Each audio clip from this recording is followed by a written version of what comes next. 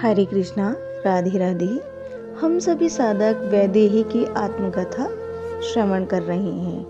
भाग 42 गतांग से आगे। तभी प्रजा की आवाजें महल के भीतर तक आने लगी थीं। सुमंत्र, चलो बाहर देखते हैं प्रजा का आक्रोश कितना है। ये बात कुलगुरु ने महामंत्री से कही और दोनों ही बाहर चले गए थे। एक घड़ी बाद ही जब वापस महल में आई तब कुलगुरु ने जो कहा वो अवध के लिए शुभ तो था ही नहीं।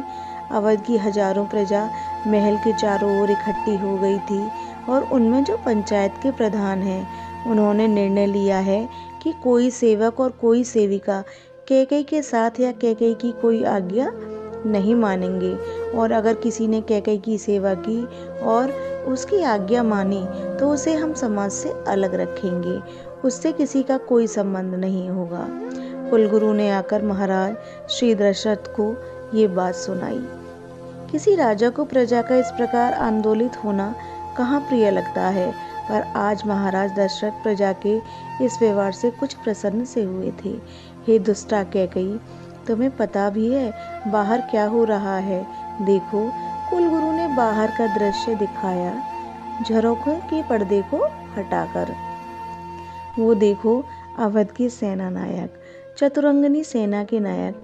पता है कैकेयी, सेनापति निर्णय कर चुके हैं कि अवध की सेना अब किसी की बात नहीं मानेगी। महाराज के प्रति भी उनकी निष्ठा अब समाप्त हो गई है।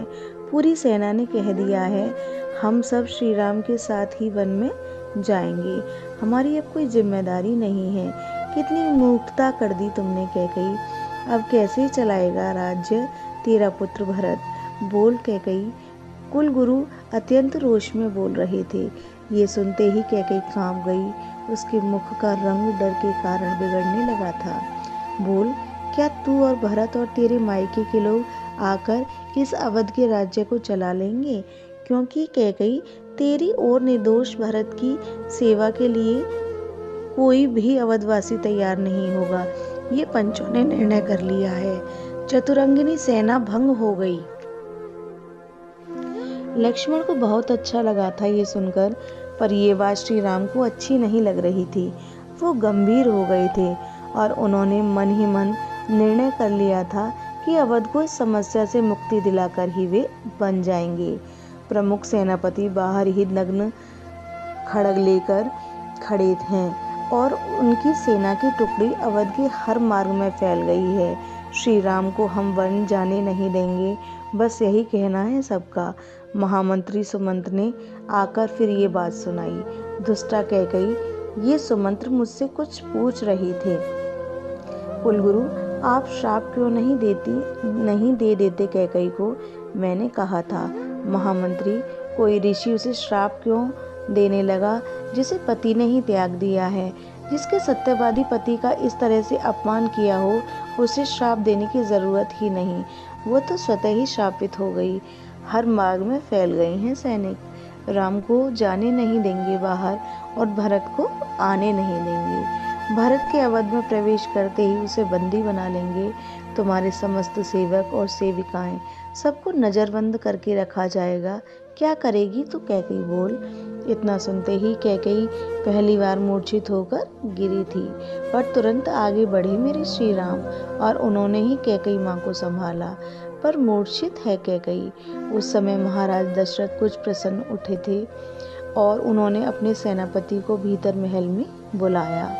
मैं अवध नरेश तुमको अपनी आज्ञा के बंधन से मुक्त करता हूँ। तुमको जो उचित लगे वही करो, पर सेनापति, मेरा भरत निर्दोष है, उनको कोई हानि नहीं होनी चाहिए।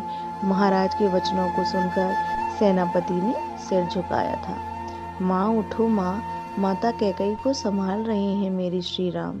माँ, ऐसा कुछ नहीं होगा, मैं कहता हूँ। हे हमारे सेनापति हैं, अवध के सेनापति हैं, ये जो भी कह रहे हैं मेरे प्रेम के कारण कह रहे हैं, पर इनके मन में अपने राष्ट्र के प्रति पूरी निष्ठा है। कैकेयी को संभाल रहे हैं श्री राम। इस दृश्य को देखते ही महाराज दशरथ जी फिर धम से बैठ गए थे। माँ, भरत ही राजा बनेगा, ये सेनापति मेरी बात का आदर करते हैं। ये सेनापति धर्मनिष्ठ हैं माँ, राजभक्त हैं। ये ऐसा कोई भी कदम नहीं उठाएंगे जिससे अवध राज्य को कोई हानि हो। माँ, आप इन सेनापति को क्षमा कर देना। मैं इनकी ओर से क्षमा मांगता हूँ आपसे। उफ, किस मिट्टी के बने हो राम। मेरे श्री राम का कैकेयी के प्रति इस व्यवहार को देखकर सब यही कह रहे थे। सेनापति ने अपना खड्ग म्यान में रख लिया, अपने अश्रु पोंछे। आप कितने महान हो राम, ये कहते हुए चरणों में गिर गए थे सेनापति। माँ देखो, आप उठो। सेनापति मेरी बात को मान गए हैं और मैं जाते जाते प्रजा को भी समझा दूंगा, प्रधानों से भी बातें कर लूंगा। ये जो भी कह रहे हैं मेरे प्रेम के कारण ही हैं। कैकेयी माता अपलक मेरे श्री राम को देखे जा रही थी। यह प्रसंग अब यहीं विश्राम लेता है। हरे कृष्णा, राधे राधे।